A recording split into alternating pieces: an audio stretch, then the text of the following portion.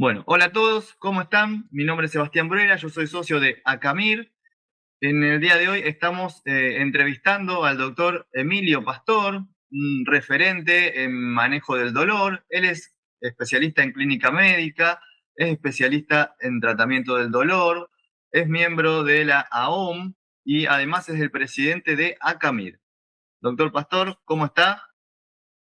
¿Qué tal? ¿Todo ¿Cómo bien? estás, Sebastián? Muy bien, muy bien. Espero que bien. Bueno, vamos a hacerte algunas preguntas. Primero, para empezar, quería preguntarte, ¿por qué decidiste dedicarte al manejo del dolor? Bueno, esta historia tiene una larga data. Comienza en el Hospital de Emergencias Doctor Clemente Álvarez, donde hice mi residencia de clínica médica, donde tuve el honor de ser un discípulo del gran Lázaro Hideckel y de los instructores que había estaban ahí, y aprendí mucho de mis residentes superiores. Resulta ser que el Clemente Álvarez de Rosario es un hospital de urgencias, en el cual hay muchos pacientes con dolor postoperatorio principalmente, y mucha gente que ingresa por dolor a la guardia externa, muchos pacientes que salían de la terapia intensiva, doloridos, es decir, mucho traumatología, en el cual sí o sí llamaban a veces al servicio de clínica médica para el manejo del dolor. Y empezamos a utilizar opioides en ese lugar. Ahí conocí, cuando estaba en segundo año, llega un instructor nuevo, Hernán García, que yo le digo el gran Hernán García, que había hecho formación en dolor en Buenos Aires. No recuerdo exactamente dónde, pero venía formado en dolor y él empezó a sembrar en mí y en mí principalmente, porque los demás no se dedicaron a dolor, la importancia de eso y nos empezó a enseñar a titular morfina a los pacientes internados. Es decir, y fue mi instructor, entonces íbamos a ver los pacientes, segundo año, imagínense, yo tenía 25, ahora tengo 47, y ya en la residencia empezamos a aprender esas cosas. Además, en el Clemente Álvarez había un médico, había porque ya se jubiló del hospital, el doctor Marcelo Muñoz, jefe de la sala de diagnóstico por imágenes, y él hacía procedimientos por tomografía. Marcelo Muñoz era muy amigo de mi padre, sigue siendo amigo de mi viejo. Mi viejo es especialista en diagnóstico por imágenes también y se dedica a la ecografía. Entonces a mí me gustaba la parte intervencionista por imágenes. Y además en nuestra residencia hacíamos muchos procedimientos manuales. Hacíamos procedimientos de vías centrales, hacíamos punciones lumbares, hacíamos por ahí de vez en cuando una artrocentesis. Sí, hacíamos todo lo que sea. En primer año, como hacíamos los hemocultivos, nos los pasábamos haciendo procedimientos manuales con punciones y sin darnos cuenta empezamos a aprender la habilidad manual. Después, ¿qué pasó? Después me voy al Centenario, donde soy jefe de residentes, donde llevo esta idea de mejorar a los pacientes con dolor de los internados en el Centenario. En ese momento tenía 28 años, 27 por ahí. Y luego, cuando termino, ahí pensé en hacer la especialidad en imágenes y después me arrepentí cuando vi, porque yo lo que quería era hacer procedimientos para el dolor. Y pensé que tenía que hacer imágenes entero para hacer procedimientos para el dolor, y después vi que eso era hacer todo, una especialidad entera para hacer eso solo. Y ahí aparece la idea de hacer el posgrado de dolor en el Hospital Italiano de Buenos Aires. ¿Sí? Me contacté con gente que había hecho esto, el doctor Ignacio Chavero me dijo que hable en su momento con Mauro Gusardo. Mauro Gusardo me insistió que empiece a hacer el posgrado, y ahí fuimos al Italiano de Buenos Aires, donde los referentes principales eran el doctor Stonsky y Weisbrod. Esto es año 2009. En ese mismo año abrí también el primer consultorio de dolor en Rosario. Yo vivía en Rosario en ese momento. Yo soy de San Nicolás, pero vivía en Rosario. Y me empecé a interesar mucho por el dolor musculoesquelético. ¿Por qué? Porque todo el tiempo venían pacientes a la consulta con dolor musculoesquelético, pese a que uno era clínico. O sea, y estadísticamente, después estudiando, es el 20% de las consultas. Y dije, no, esto esta es la gloria. Es decir, me dicen que hay un dolor, que es el dolor miofacial, y yo dije, facial, de la cara, no tenía ni idea, y no, era de las fascias y de los músculos, o sea, nada que ver, ¿viste? Entonces mi tía tenía un dolor en el cuello, pregunto, allá me dice Weisbrot, un dolor miofacial. Y me dan un artículo. Y llego y le hago unas inyecciones de procaína que me habían enseñado en el cuello, un poco de acupuntura con algunos puntos locales. El asunto es que a mi tía se le va el dolor. Dije, tengo que aprender esto. Entonces, bueno, empiezo a estudiar los libros de Travel y Simmons. Al año siguiente, en el año 2010, ingreso en la concurrencia de Medicina Física y Rehabilitación del Hospital Provincial de Rosario, donde estuve 5 años. Ahí teníamos de instructores al doctor Gastón Topol, y también, que era el jefe del servicio, también estaba Mauro Gusardo. Y ahí se armó toda una especie de grupo de dolor musculoesquelético. Y empezamos a hacer procedimientos como proloterapia. Para lo cual Gastón me dijo, ¿vos querés que yo te enseñe? Me dijo, sí, yo quiero aprender esto. Y me dijo, sí, pero vas a tener que hacer los cursos. No alcanza con lo que vos aprendas acá, vas a tener que validar esto con los cursos de la AAOM, American Association en ese momento, of Orthopedic Medicine, y yo le dije, ok, voy a hacer los cursos. Entonces, en el año 2000, después de varios años haciendo procedimientos ahí en el Hospital Provincial de Rosario, sin guía ecográfica en ese momento, hago los cursos para formarme, perfeccionarme en estas técnicas, haciendo workshops afuera del país. Sí, y así fue la historia. Y después tuve que rendir un examen donde validamos las técnicas. Y con el tiempo, todo migró al hacer procedimientos como proloterapia, plasma rico en plaquetas, aprendimos concentrados de médula ósea, aprendimos hidrodisección de nervios, hidrodisección de fascias, que se sumaron a las técnicas anteriores como acupuntura, terapia neural y las inyecciones perineurales subcutáneas, lo que ahora se llama PIT o Perineeural Injection Therapy. Entonces, esa fue un poco la historia de cómo empecé con esto.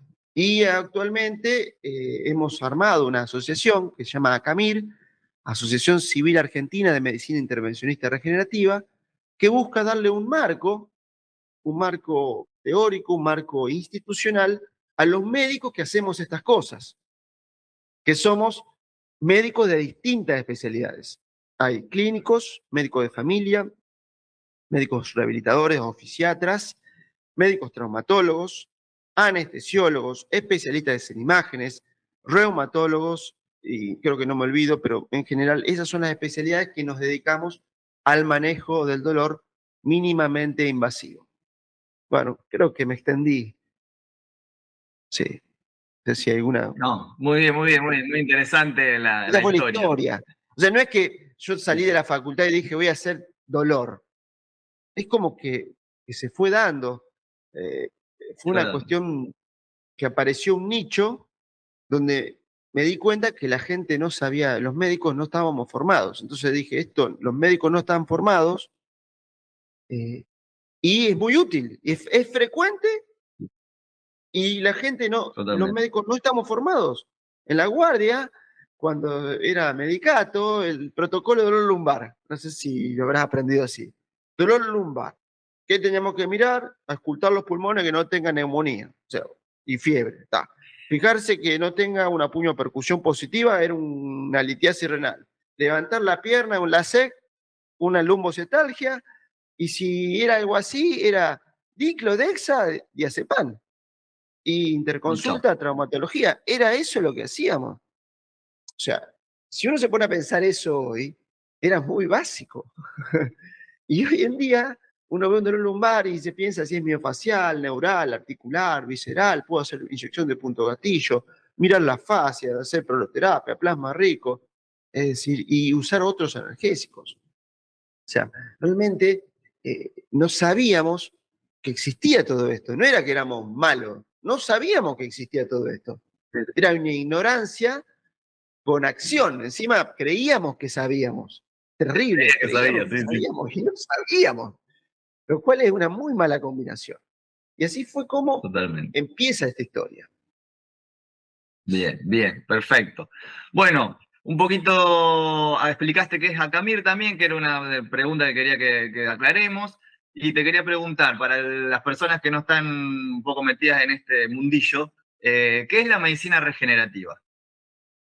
Bueno, medicina regenerativa es el nombre que se le da a una rama de la medicina que lo que busca hacer es optimizar la capacidad de reparación de un tejido.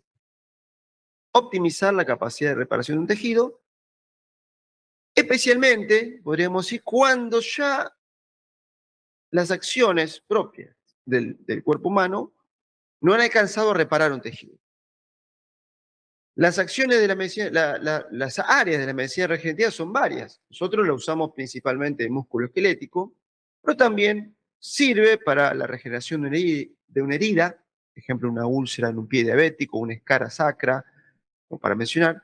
Y se usa mucho también, qué sé yo, en estética, para la caída del cabello, para las arrugas, es decir, rama que nosotros no nos dedicamos. Si a mí me viene a ver una paciente que quisiera que le haga algo en la cara y para mí está todo bien, no me gusta eso. Pero también se usa en estética Bueno, y se usa también en odontología. Utilizan estas técnicas para que pegue un implante, para que un implante eh, funcione, para así decirle algunas cosas. Y también dentro de la cirugía para optimizar la cicatrización y la regeneración. ¿Qué es lo interesante acá? Nosotros buscamos, para que la cosa funcione, hacer algo que se llama integral. Pero no integral como para publicitarlo como integral, integral de verdad. ¿Qué significa esto? Si yo quiero que repare un tendón, no alcanza con tratar el tendón. Yo tengo que ver varias cosas. Primero, ¿por qué se lesionó el tendón? Si corregir el gesto que le generó el problema, es decir, si tiene una tendinopatía de codo, una espondilosis, una hipertrofiosis y juega al tenis, y bueno, tendrá que corregir la técnica del golpe que le genera el problema y tendrá que corregir el equipamiento, si tal vez esa raqueta tiene un encordado que no le sirve, o tal vez aumentó mucho el volumen semanal de entrenamiento, o tal vez le falta fortalecer la escápula y por eso no está pegando bien, no está golpeando bien, o es un tronco en la biomecánica de su golpe, pega solamente con el brazo y no mueve ni la muñeca, ni el codo, ni el hombro, ni rota el tronco, ni hace transferencias de peso en forma correcta. Entonces se termina lesionando algo, es decir, la corrección del factor de perpetuación, lo cual requiere mucho conocimiento de biomecánica y de rehabilitación musculoesquelética que se aprende con los cursos que damos nosotros y hay especialidades que, como los médicos fisiatras principalmente, lo aprenden en su residencia. Aunque los fisiatras generalmente, los médicos fisiatras tienen más neurológico y no tanto musculoesquelético, así que requiere una formación específica en deportología aplicada a las lesiones. Y también no es solamente el deportista, porque la lesión puede ser en alguien que retuerce un trapo, alguien que está todo el día trabajando en una computadora, alguien que no se entrena. Es decir, corrección del factor de perpetuación de la lesión. Y después, lo otro que hay que optimizar es la corrección de la cuestión general, que sería la parte metabólica muchas veces. Si el paciente tiene diabetes tipo 2, está obeso, tiene hipotiroidismo, está anémico, fuma, por así decirlo, tiene una alimentación deficiente, los tejidos no se van a reparar en forma correcta. Si duerme mal, si tiene cortisol por las nubes. Es decir, que hacemos una anamnesis, una entrevista clínica orientada a lo que se llama medicina del estilo de vida. Si está tremendamente emparentada la medicina regenerativa a la medicina del estilo de vida. Es decir, se monta la medicina regenerativa en la medicina del estilo de vida. Si yo solamente veo el tendón y no corrijo su diabetes, no corrijo el hábito de fumar y no corrijo cualquier factor de perpetuación general, el paciente no va a andar bien. Y por eso los médicos de la rama clínica, en ese aspecto particular, tenemos una gran ventaja. O sea, una gran ventaja. ¿Cómo lo puede tener? Un médico traumatólogo en el conocimiento anatómico originario. Si cada especialidad tiene una rama fuerte y una rama débil. Y la clave es que el médico aprenda lo que le falta. Si yo vengo de la clínica médica y voy a tener que aprender más rehabilitación, más anatomía y más habilidad manual, salvo que hayas hecho la residencia en un hospital como el mío, donde hice clínica médica y después, eso no lo conté, trabajé 5 años en la terapia intensiva, lo cual me dio habilidad manual. Por eso todo va sumando. Si venís de la traumatología, el punto clave es que no te la creas, que a veces ocurre. Si venís de traumatología, vos tenés mucho conocimiento anatómico, mucha habilidad manual y mucho pool de pacientes.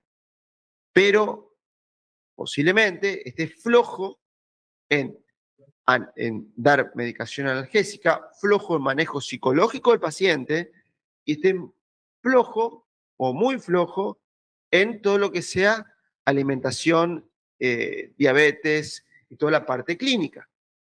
Un anestesiólogo está muy fuerte en inyecciones de los nervios y ecoguiado, pero flojo en la parte clínica. Es decir, un especialista de imágenes ve perfecto con el ecógrafo, pero no conoce la clínica. Entonces, cada especialidad tiene su cuestión a resolver.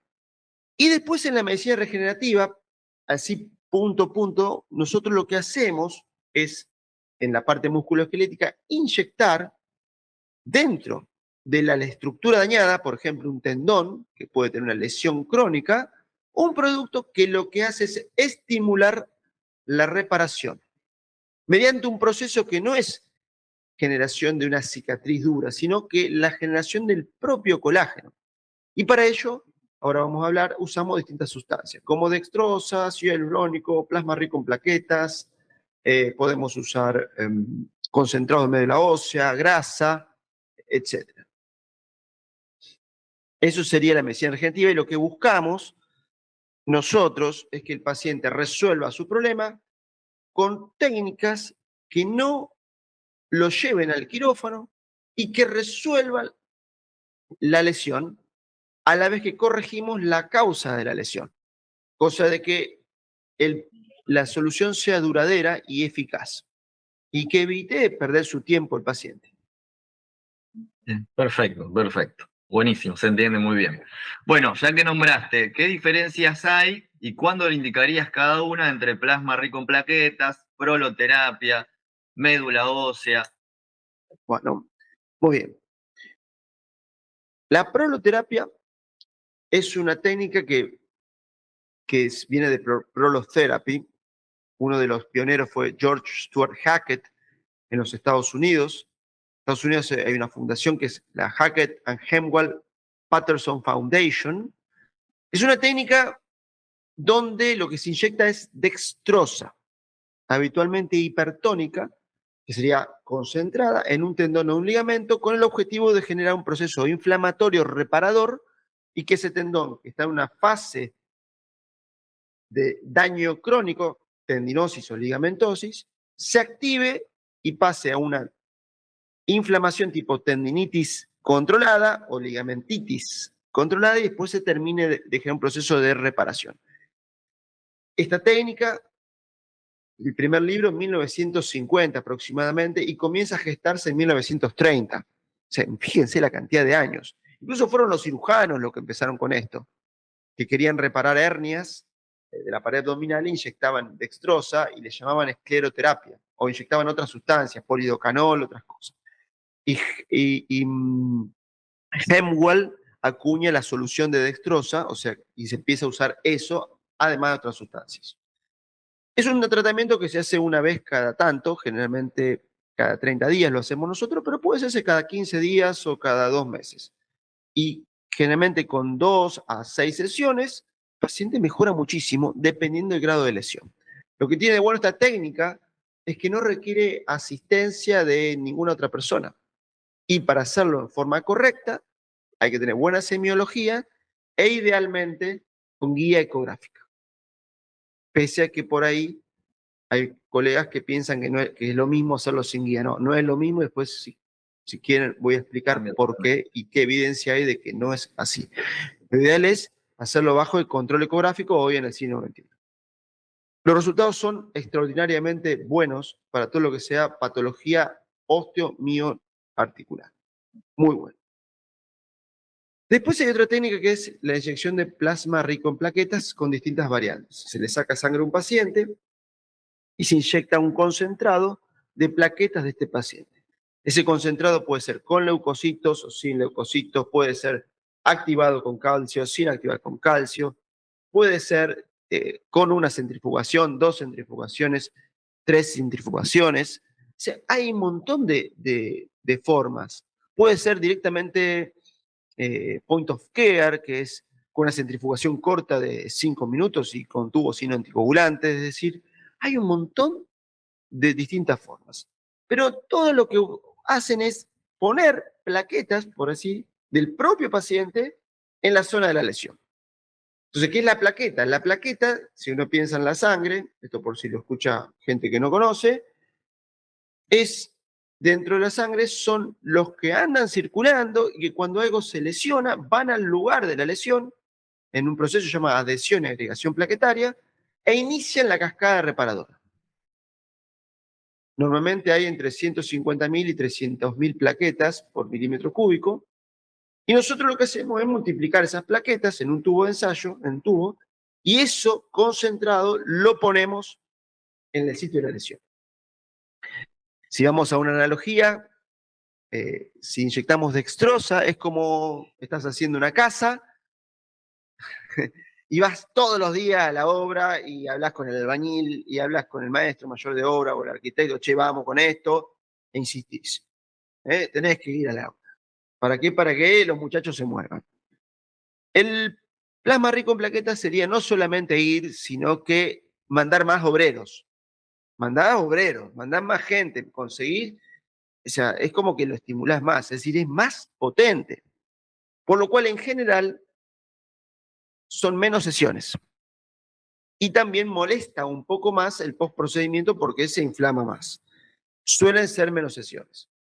Entonces, eso a veces es una decisión que se le da al paciente de qué quiere elegir. Yo, eh, si la lesión es leve, generalmente empiezo con dextrosa. Si la lesión es más avanzada, hago plasma rico en plaquetas. Eso podría decirlo en forma básica. Y también depende de la personalidad. Hay gente que dice, no, yo quiero algo suave, quiero ir despacio. Eh, También a nivel costo es menos costoso la inyección de destroza.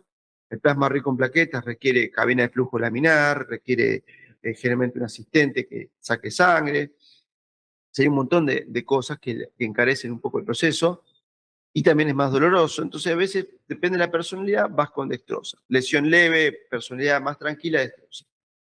Y después, si el paciente te dice, no, no, yo la verdad quiero algo más rápido. Bueno, plasma rico en plaquetas. Y también, si el paciente no es de la ciudad.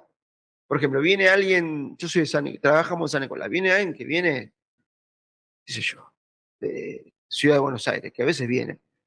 Y yo no le hago destroza, porque tiene que venir más veces. Entonces directamente le ofrezco algo que tenga que venir menos veces, porque el viaje ya es toda una molestia, ya le encarece el tratamiento. Entonces, fíjense que algo que no es médico influye. Esa es la teoría del caos, de la complejidad que uno habla. Sí. O la personalidad, no, yo a mí le tengo miedo a las inyecciones. Entonces, pero lo necesito hacer. Entonces, el tipo le tiene miedo a la inyección, ¿eh? Y quiere hacer pocos procedimientos, le tenés que poner algo que sea una o dos veces, máximo tres. ¿Se entiende esto? O sea, es algo que a veces uno lo va conversando. Y después tenemos el otro tratamiento que son el concentrado de células madre, que se puede hacer con grasa o con médula ósea. Yo soy del grupo médula ósea. Médula ósea es lo que está dentro del hueso. Se usa de la crestilíaca. La crestilíaca es un huesito que está acá atrás, puedo mostrarlo.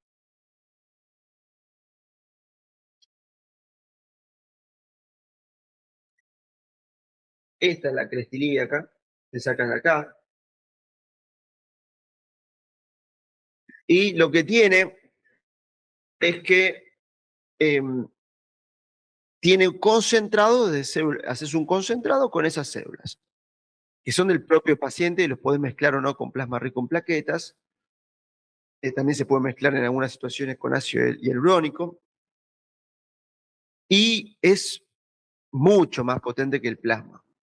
A veces, con una sola sesión, el paciente para ciertas lesiones se cura y anda mejor para lesiones donde hay un agujero en un tendón, o sea, una rotura importante que no llega a ser una rotura total, que eso no se puede reparar con inyecciones, eso es quirúrgico, eso hay que decirlo, a veces es quirúrgico, pero si la rotura tiene un agujero, por así decirlo, requiere algo más potente, algo más de material, y puede ser médula ósea o grasa, y eso ayuda muchísimo a la reparación. Y también para gente también que vive muy lejos, es decir, que no puede venir, eso también suma para esto. Entonces ahí tenés ciertas cosas, y si es una lesión grave también, a mayor gravedad y una logística donde la gente no puede acceder, por ahí cuanto más potente el tratamiento, mejor. Y hay que conversarlo con el Bien. paciente. ¿Sí? Eso se conversa y por eso es muy importante escuchar lo que el paciente eh, desea y ajustar nuestro tratamiento a lo que sea mejor para ese paciente en particular. Es un traje a medida de verdad. Por eso es también una artesanía esto.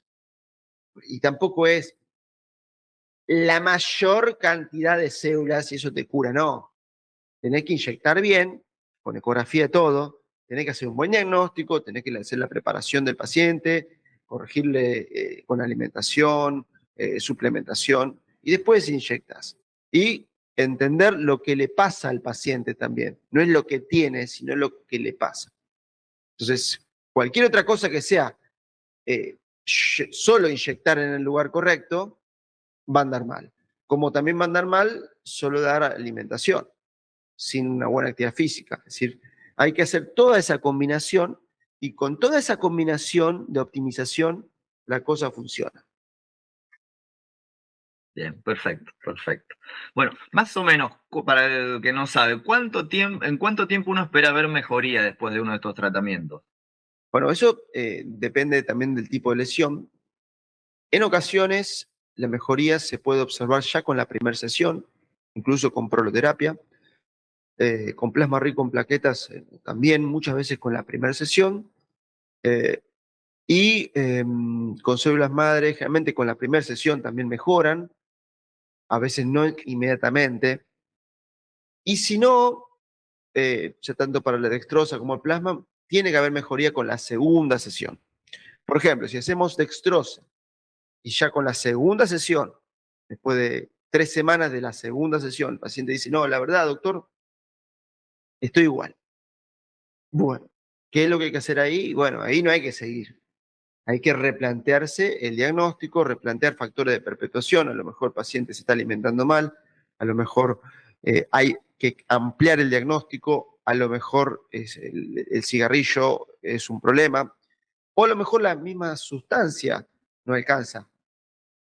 Entonces tengo que pasarlo al plasma, a algo más Claro. potente. Lo mismo pasa con el plasma. Yo lo que he visto es que generalmente andan con la primera sesión ya mejoran y si no mejoran con la segunda. O sea, si no mejora con la primera, paciencia, probamos otra vez. Hay que decirlo antes de empezar a esto, porque a veces la gente tiene otra expectativa. Y entonces eso es muy importante y por eso hay que decírselo varias veces y si viene alguien grande, esté el hijo presente, porque si no, por ahí la gente escucha lo que quiere escuchar, no lo que uno le está diciendo. Y el problema, uno se tiene que asegurar que el paciente comprendió. Entonces la pregunta es, ¿ahí tiene alguna duda? ¿Sí? Eh, o dígame las dudas que usted tiene. Tratar de asegurarse que se entendió. Bien, bueno, bueno. Bueno, yo que soy clínico, vos también, nos gusta siempre la evidencia. En estas terapias regenerativas, ¿existe evidencia y hay alguna estructura que exista más evidencia científica? No, sí, evidencia científica hay mucha. Lo que pasa, esto fue una charla que tuve en varias ocasiones, me ha pasado. hace poco, me empezaron a cuestionar, lo cual no está mal. Un colega, no, pero no hay ninguna, no, yo no he leído nada al respecto, te dicen.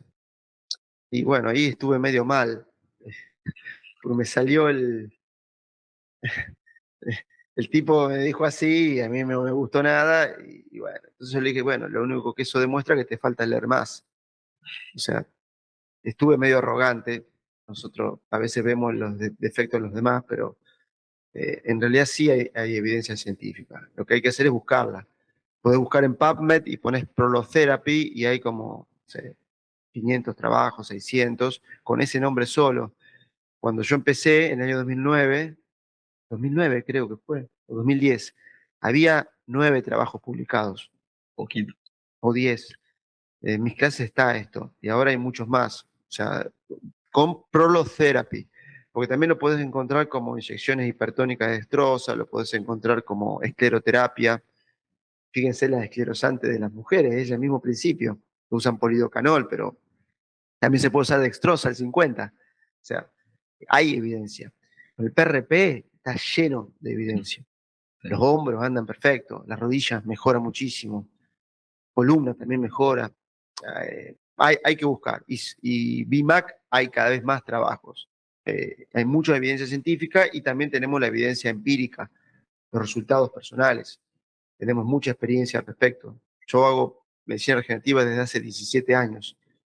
Ahora vamos a ver cómo organizamos porque tengo ganas de revisar mi historia clínica y ver cuántos procedimientos tengo hechos. Pero debo tener más de 10.000 procedimientos, no sé. Tenemos que buscar. Tengo las historias clínicas, por lo menos desde mi consultorio en San Nicolás, sin contar todo lo que he hecho en hospitales. Y vamos a empezar a hacer un relevamiento para tener en cuenta cuál es la experiencia real mía, pero todos los días hacemos esto. Y los resultados son extraordinarios. Y la evidencia la pueden buscar. PubMed, busquen. O sea, si usted es colega, no sea cómodo, busque y va a ver qué encuentra. Y después de buscar y encontrar, si quiere saber más, se contacta con nosotros y le vamos a enseñar más. Bien. Bien. Perfecto, perfecto. Bueno, después otro tema que yo la verdad que esto lo aprendí un poco haciendo tus cursos, que es la hidrodisección de fascia y la hidrodisección de nervios. Bueno, vamos a resumirlo. En el año 2011 o 2010, puedo equivocarme la fecha, un médico, el doctor John Liftock, descubre o empieza a publicitar o a difundir una técnica que le llamó inicialmente neuroproloterapia, que se inyectaba dextrosa al 5% en los tejidos subcutáneos con una aguja muy finita, siguiendo los puntos donde los nervios más profundos se hacían superficiales, que son los sitios de constricción. Los puntos eran muy similares a los puntos de acupuntura y los puntos de la terapia neural. Por eso para nosotros que veníamos de la terapia neural y de la acupuntura era bastante sencillo cambiar la técnica.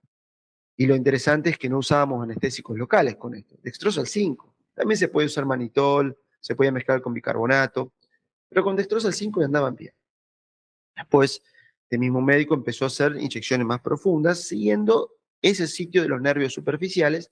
Y una de las cosas que uno puede buscar, si uno tiene los mapas de Liftock, es los atlas de Netter. Muy bien, ningún misterio bajo el sol. Entonces, sabes dónde pasa el nervio e inyectas ahí. Y eso genera un proceso de desensibilización de la región para la sensibilización principalmente periférica. Si a vos te duele el músculo, te va a doler la piel. O tocas la piel, te duele. ¿Sí? Duele la piel. ¿Qué es eso? Sensibilización. Para la sensibilización de la piel eso iba bárbaro. Después empezaron a ser profundo y después los médicos que hacían bloqueos bajo anestesia, ejemplo el doctor Lam, que tuve la oportunidad de conocer, que es de Hong Kong, y el doctor Clark, por decir dos, que no tuve la oportunidad de conocer, algún día me gustaría. Si alguna vez escucha esto, saludos, doctor Clark. Vieron que utilizando la hidrodisección que hacían los anestesiólogos en los nervios, cambiando la sustancia por dextrosa al 5, generaban analgesia y modulación sin generar anestesia.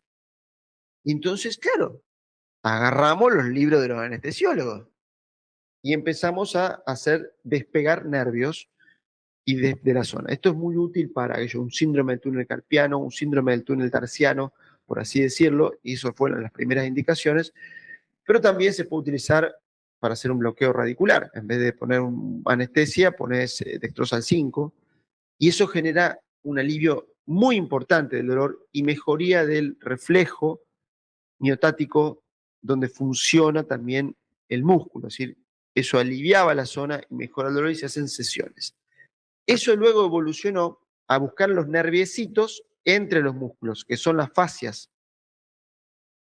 Entonces vos tenés, si vos buscas acá, no es solamente el túnel carpiano, vos tenés todos los nervios chiquititos y entre las fascias pasan las ramas chiquititas, que listo, la buscamos por mapa. Pero ahora no necesitas buscarla por mapa, ahora la ves.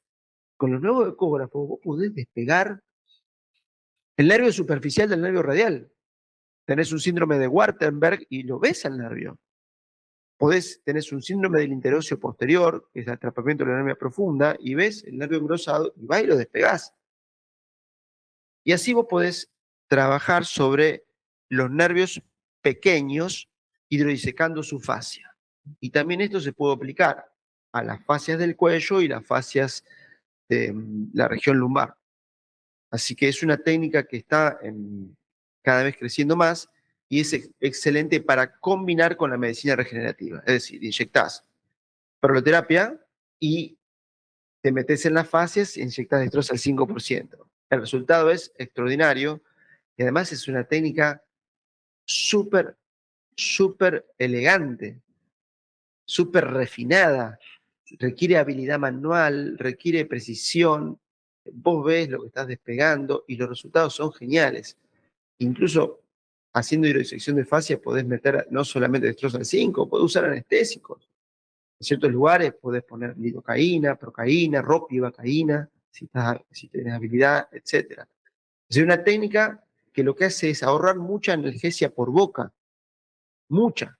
Entonces vos le haces esto con la proloterapia, genial, funciona. Y cada vez hay más trabajos en la literatura. Lo buscan como facial hydrodissection y lo pueden encontrar en PubMed y está lleno, ¿sí? Y cada vez hay más. Y si quieren aprender, nosotros podemos enseñarle, porque esto sí es importante. Esto se puede estudiar mucho, pueden ser muy autodidactas, pero hay cosas, detallecitos que te lo enseña otra persona. ¿No es cierto, Seba? Hay cosas que son detallecitos. Detallecitos No, no, es como el cirujano. El cirujano puede leer muchos libros, pero después, fino quieto, te mostraba cómo cortar. Y bueno, eso se aprende aprendiendo de otro. Y bueno, así como aprendí yo también. Y ahora estamos enseñando nosotros, armando todo un sistema que está creciendo mucho. Bueno, y este año se nos llenó el cupo y vamos a ver cómo el año que viene podemos ampliar ese cupo. Para eso necesitamos más instructores. Acá tenemos uno, el doctor Bruera, que lo queremos para el año próximo. Así que bueno, esa es la idea. otra. Bien. Bueno, excelente. Bueno, Emilio, para no hacerla mucho más larga, la verdad que excelente todos. La verdad que es muy motivador toda tu trayectoria también. Realmente para los que no lo conozcan, Emilio es un genio. En la ecografía ve cosas que uno imagina que no se pueden ver, él las ve y lo bueno que te enseña a verlas a vos también después y encontrarlas. Así que bueno, es un referente y alguien muy importante para todos los que nos dedicamos a este tema. No sé si querés decir algo, Emilio, para Sí, cerrar un sí. poco. Bueno, el mensaje es, dos mensajes. Para los pacientes, si vos sos paciente, estás escuchando esto, hay alternativas eficientes y con evidencia científica para el alivio de tu dolor. No tenés que convivir con el dolor toda tu vida, eso no es bueno pensarlo así. Pensá que podés mejorar, pero tenés que buscar en tu lugar algún médico de esta línea. Eso es lo que yo pienso. No tenemos ni yo ni el doctor Sebastián, porque bueno, en todos los lugares generalmente hay médicos que realmente quieran ayudarte. Lo primero que tenés que buscar es un médico que realmente quiera ayudarte y que esté formado o que se esté formando en estas técnicas. O sea, eso es muy importante. Y eso Tenés que buscarlo y también tenés que percibir, fíjate, cómo te sentís con ese médico. Y buscar de esta línea. Después para los médicos, ustedes pueden aprender, o sea, pueden aprender esto, o sea, yo pude, ustedes pueden aprender, pero van a tener que hacer el camino largo, no el camino corto, y hacerse, como yo les digo, hacerse uno con el ecógrafo.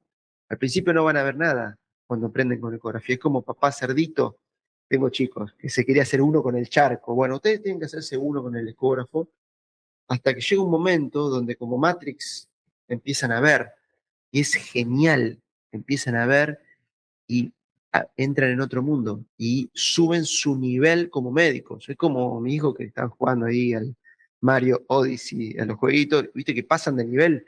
Bueno, ustedes tienen que desbloquear el siguiente nivel, no quedarse con la consulta y darle un analgésico y 10 sesiones de kinesiología y hasta ahí termina, y si no cirugía. Eso no es así.